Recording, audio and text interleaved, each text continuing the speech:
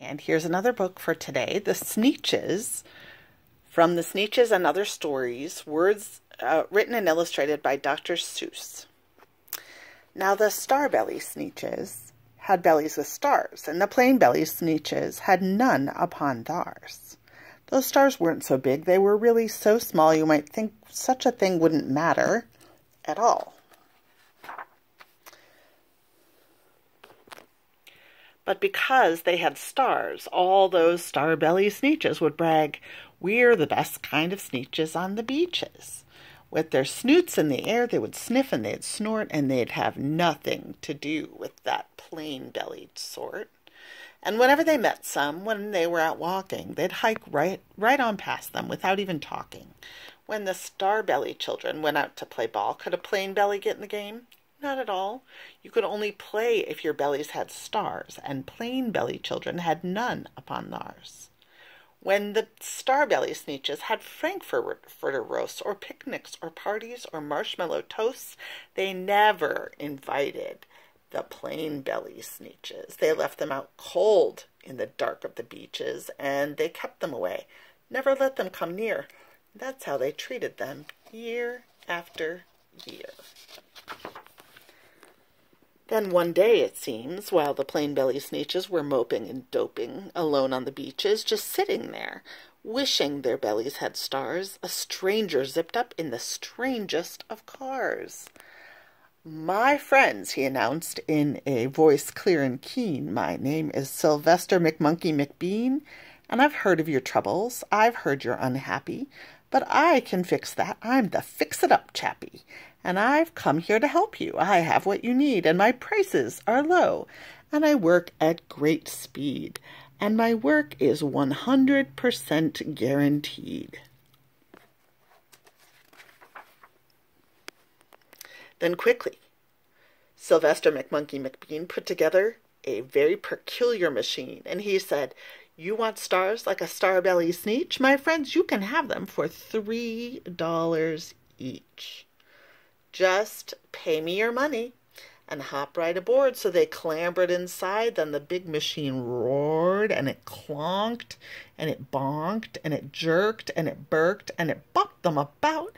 But the thing really worked. When the plain-belly Sneetches popped out, they had stars. They actually did.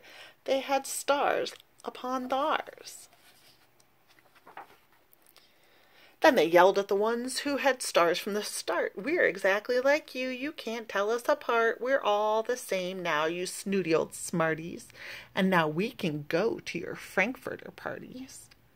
"Good grief," groaned the ones who had stars at the first. "We're still the best Sneetches, and they are the worst. But now how in the world will we know," they all frowned, "if which kind is what, or the other way round?" Then up came McBean with a very sly wink, and he said, "Things are not quite as bad as you think. So you don't know who's who. That's perfectly true, but come with me, friends. You know what I'll do? I'll make you again the best Sneetches on beaches, and all it will cost you is $10 eaches." "Belly stars are no longer in style," said McBean. "What you need is a trip through my star-off machine. This wondrous contraption will take off your stars, so you won't look like Sneetches who have them on theirs." And that handy machine, working very precisely, removed all the stars from their tummies quite nicely. Then, with snoots in the air, they paraded about, and they opened their beaks and let out a shout, "We know who is who. Now there isn't a doubt. The best kind of Sneetches are Sneetches without." And of course, with all the stars, those with stars got all frightfully mad.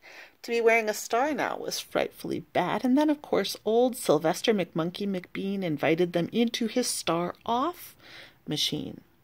Well, then, of course, from then on, as you probably could guess, things got really into a horrible mess.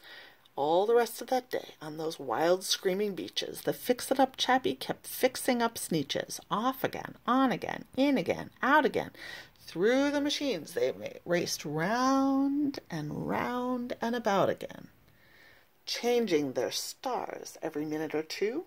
They kept paying money. They kept running through until neither the plain nor the star bellies knew whether this one was that one, or that one was this one, or which one was what one, or what one was who. Then when every last cent of their money was spent, the fix-it-up chappie packed up, and he went. And he laughed as he drove in his car up the beach. They never will learn. Nope, you can't teach a Sneetch. But McBean was quite wrong, as I'm happy to say. The Sneetches got really quite smart on that day. That day they decided that Sneetches are Sneetches, and no kind of Sneetch is the best on the beaches. That day all the Sneetches forgot about the stars and whether they had one or not upon theirs. The end.